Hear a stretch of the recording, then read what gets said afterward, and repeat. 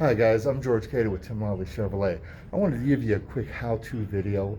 Many people, when they buy a newer car and it has the push button start, so there's no key, they always wonder, in the winter times, if the battery goes dead, how do I get into that car? Well, I'm here to show you.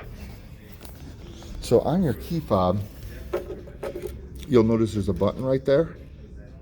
You push that button in, and all you have to do is pull it, and a key pops out. Now you take this key and you bring it over to the vehicle,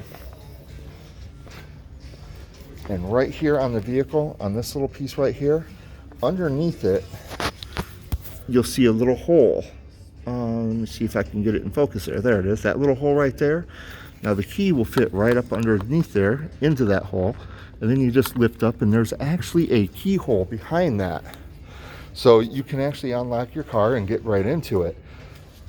Hopefully that was helpful to you.